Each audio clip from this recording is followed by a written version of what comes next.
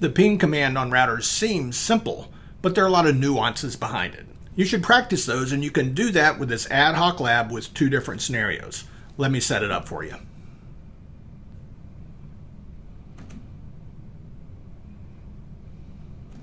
So here are the rules. Let's assume you don't have access to the endpoint hosts, but we want to practice our ping command on routers. So exhaust every option and variation on the ping command on routers first. You can use all the routers. Try to narrow down the causes and the symptoms so you can say, all right, I think I know what the configuration issue is. Try to avoid looking at any configuration as well. That'll be where your mind wants to go. In fact, for speed on the test, if you get, say, a lablet question, you'll go faster looking at the configs. But for here, practice ping rather than looking at configs. Then once you think you know what the problem is, go make a change. And if the ping works, you're complete on that particular one. I may just choose to fix the problem in a different way than you. But however you make it work, great. As long as the ping works at the end, you're good. So A should be able to ping B at the end of the lab. So in the show description, you can see the link for the packet tracer file. So download the file, open it in packet tracer, you'll see this. And what is this? You've got a repeat of the same topology 3 times. In the top one that says works correctly, surprise, it works correctly. In the middle and the bottom one called ad hoc 1 and 2, those are the lab topologies where something's broken. I misconfigured something on purpose. Your job, choose a router, choose multiple routers, issue pings, see if you can figure out the problem. All right, so that's the marching order for you. Discover and fix the problem. It's time for you to get busy and go do the lab. So pause the video and go off and do the lab. I'll give you 5 quick seconds to hit pause before I move on and start talking about it.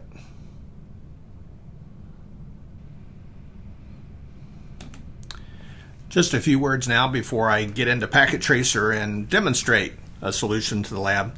First off, when A pings B, for that to be successful, the following forwarding routes have to work. A has to have a working, correct default gateway setting, and there has to be connectivity to that default gateway, in this case, R1's left side IP address.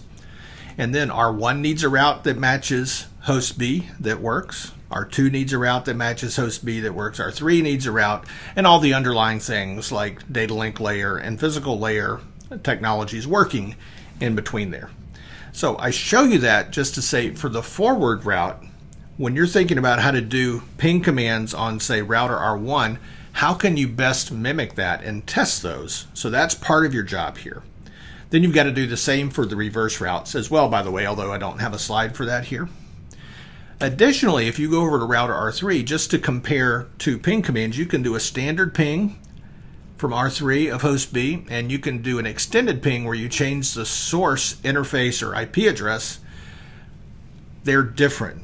So another thing I want you to be thinking about as you work through the lab, in fact, if you want to hit pause and rethink those will tell you different things. All right, so I'm going to jump in and demonstrate and talk about those things over the next couple of minutes in Packet Tracer. So when you open the Packet Tracer file, you should see a topology like this. The top one works correctly. The middle one is the one we're talking about right now. And we want to avoid the host. So if you were to get to the command prompt on host A1, in fact, we'll just do that just to prove the point and get into the desktop and the command prompt. The ping, as claimed by the user of server B, is failing. So a ping of 10.141 is failing. As we see, the request timed out, so I'm going to Control C and kill that.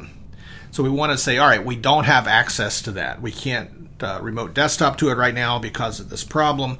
And we're going to go over here to say router R1 and start testing. Now, one of the big things you think about when pinging from a router is using extended ping and source interfaces. But right off the bat, just ping server B's IP address. There you go, and we're going to get periods, timeouts, which tells us something all by itself. We don't get any unreachable or U messages back. So it appears that at least none of the router 2 and 3 should have a forward route for those. That's a nuance, by the way. Look at the end of the explainer video for a little bit more on that. But we get no response. But what about a ping from the extended ping from the source interface of the left-hand interface in the topology drawings? So if we say let's ping 10.1.4.1 again, and then say yes to extended commands, and I know from memory that that's R1's left-hand side IP address, and you could have gotten it by doing some show commands. And finally, there we go. Now we're sending those ICMP echo requests, and so neither the extended ping with a different source or the standard ping is working from router R1. So we could say, all right, well, maybe the problem is on router R1. Let's maybe pop over to router R2. Now, when you're clicking around in this lab, you'd want to make sure to click in the center of the three, top to bottom. That's easy to make a mistake. So let's just try a ping here. Ping 10.1.4.1. It's not working from router R2 either. Now, you could try an extended ping with a source, but the source in this case in router R2, the source would be from this subnet between R1 and R2, and that route's not even used to support pings from the endpoints A and B. So think that one through. This subnet in the middle, those addresses are not used to deliver packets from A to B and vice versa. So we don't really need to try to take advantage of the extended ping there, but let's try router R3. Can it ping? Right? We're trying to exercise router pings, 10.1.4.1, and lo and behold, that works. So now we're getting to where some things are right. Well, we're finding things that do work and don't work. But we remember that it's very useful on the routers nearest to the endpoints to use that extended ping versus a standard ping. Why? This ping from router R3, looking back at the figure, from router R3 pinging B's IP address, that's pinging addresses in the same subnet. So that's not exercising host B's default gateway setting and the functionality of that default gateway setting. So let's get back to router R3 and do a little looking around. So if we look at show IP interface brief, I know from memory that gig 000 is the left-hand interface, the WAN interface in this case, and there's its address that ends in 3.253, and here's the right-hand interface. It ends in 4.201. So what do we know here? Well, let's use this 3.253 address as the source of an extended ping. So we're pinging from this WAN IP address to B, and then when B sends the message back, it has to exercise its default gateway setting, all right? So we're doing that here from router R3. Give me a moment.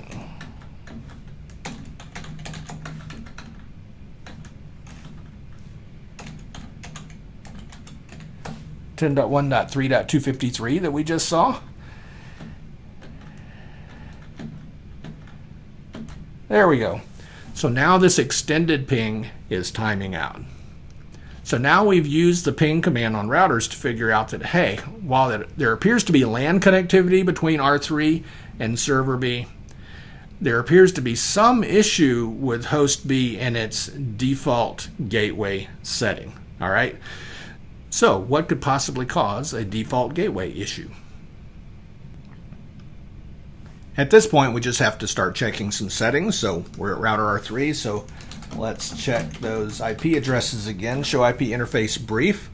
We see this 10.1.4.201 address on its gig 001 interface. That's the interface connected to the LAN where B sits. And if we connect over to host B, again, make sure you click in the middle section this time. And we go to the desktop and to a command prompt. And we look, we see that, looks like host B's default gateway setting is 10.1.4.253. And if you've done all of these labs, you might remember that the IP address that we'd use in the past on router R3 was this 10.1.4.253 address. So it's probably the case that the router has the wrong address, but in real life, of course, you'd want to make sure. You wouldn't want to change the router address and break every other PC and server in the subnet on the right and keep them from working if they're referring to that 201 address. So in this case, I'm going to suggest that we change the router's IP address to end in .253 instead of .201. So let me do that here.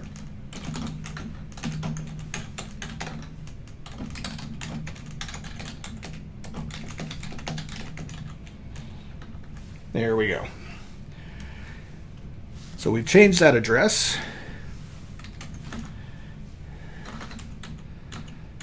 So now our ping command, extended ping, right? The standard ping worked, the extended ping didn't. 10.1.4.1 is server B. Say yes to extended. There's the IP address of R3's WAN interface again, 10.1.3.253. And now that ping worked. If we reverse back over to router R1 and just do a ping of 10.1.4.1, that works. An extended ping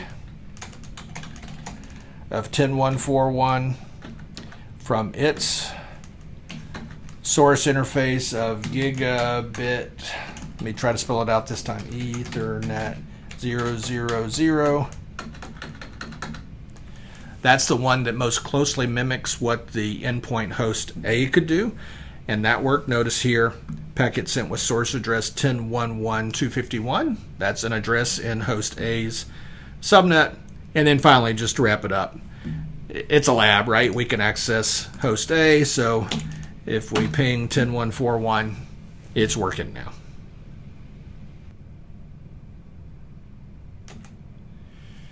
For this second scenario, same idea. You want to use ping commands on routers only as much as possible. But think about the forward routes from A over to B. So we've got to have A's default gateway setting has to be working. And then R1 needs a route to match host B. So does R2. And so does R3. So how can you best mimic that from a router, say like router R1? And then the reverse routes, B's got to send that ICMP echo reply back over to A. So B's default gateway has to be the right setting and has to be functional. And then R3 needs a route that references host A's address. And so does R2 and so does R1. So how can you use ping commands to approximate that even though you don't have access to hosts A and B? Hopefully you experienced that. If you want to hit pause and get one more crack at it before you listen to me talk about it, great. Otherwise, here we go. For this scenario, ad hoc 2, it's our second scenario. You want to use this bottom topology. And again, focus on router ping commands so we can exercise those skills. So you could go to A and issue a ping of 10.1.4.1, which is server B's address. It would fail. But we're going to start doing the same over here at router R1. And we're going to get timeouts there. All right. Which begs the question, is it worth doing anything with a source ping? And it turns out it is. So let's go ahead and do an extended ping and change the source IP address. But we'll again ping server B's IP address. We get to the question about whether we want extended commands and say yes. And I know from memory that R1's left-hand interface IP address is 10.1.1.251. You could have looked it up with a show IP interface brief command, for instance. And here we go. So the source ping doesn't work. Now, this source ping from an IP address that's in the same subnet as host A more closely approximates and exercises more routes that match what host A needs to ping host B. All right, so it's a useful exercise, but both of those fail. So if we move a little closer, again, only click in the bottom of the topologies in this case. So we do a ping 10.1.4.1. We get timeouts here again. Now with this router, it does not have any interfaces connected to either host A or host B's subnet. So using an extended ping with a different source interface isn't really all that useful. You could do it, but it's not all that useful. So if we move on over to router R3, here we go again, ping 10.1.4.1. And at first glance, it looks like it may not work, but then it works. So that first one didn't work, probably because the ARP cache didn't have an entry and it filled up, and then the rest worked. If we repeat the command, they're all going to work. So that's pretty common. So it's working. Which makes us think, just like in the first scenario, oh, we've got another default gateway issue between host B and R3. But maybe not, right? At least that's one of the things that could make this work and also the extended ping fail. All right, so that command didn't test the default gateway setting. That command just confirmed that everything on the LAN between R3 and host B is working. So let's try that extended ping from R3 and exercise host B's default gateway setting and see how that works. Just give me a moment to get through everything. Now that's R3's WAN interface IP address. I just remember it. You could do commands to go discover it.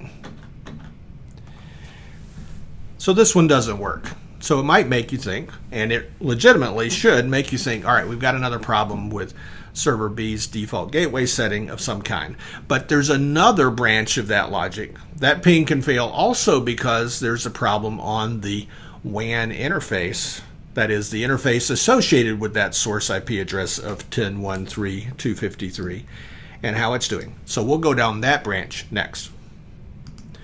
So we're in R3, so let's look at the R3 right-hand interface, show int G001 for a moment. And we see it's got an IP address of 10.1.4.253, so we should know from our scenario 1 discussions that that's probably the correct address, but let's see if that matches up on host B. So in our pretend scenario, right, we don't have access to host B, but we're getting to the point here in lab where we need to look at those settings. So if we get to a command prompt,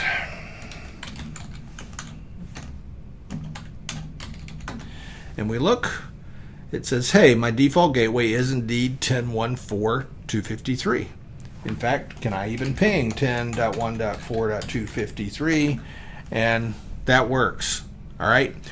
So that kind of points to the settings being correct and connectivity being correct for the default gateway part of this equation.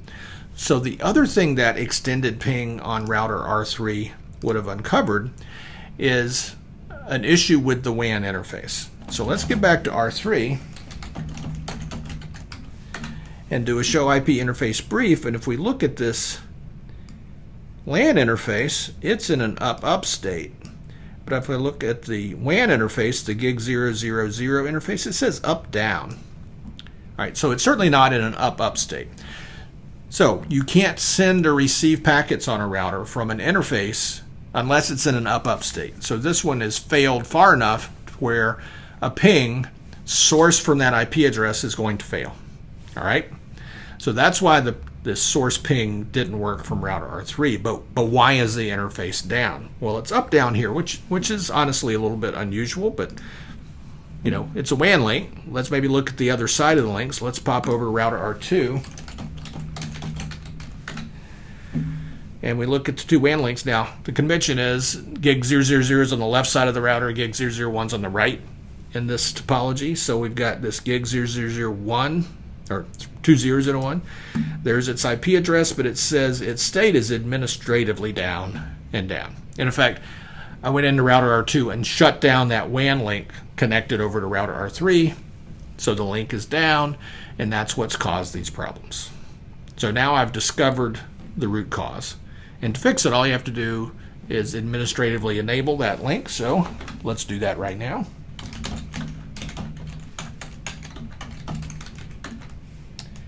So it's up. So now the link is up. We see it now in an up state. If we go back to router R3 and repeat the extended ping command,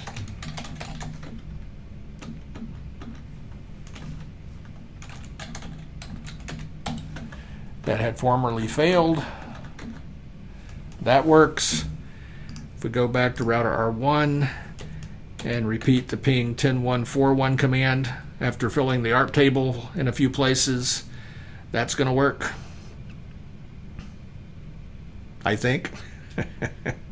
It should here in a second. There we go. And in fact, if on R1 we did a source ping to closely mimic the behavior on host A and gave it 10.1.1.251, which is R1's IP address in the same subnet as host A, that works as well. So we've proved out that we've fixed the problem and, as best we can, test the same way as A to B traffic would flow with ping commands on the routers. Labs are great for learning, aren't they? Hope you enjoyed this one. Hope you got into it and tried the ping command and tried some things that you might have not have tried before. As always, click subscribe and click the bell to get notifications. If you're new to the channel, if you're not, hey, hang out. Listen to what's useful to you. Use the books. Leave me a comment. Love to hear from you. Talk to you soon.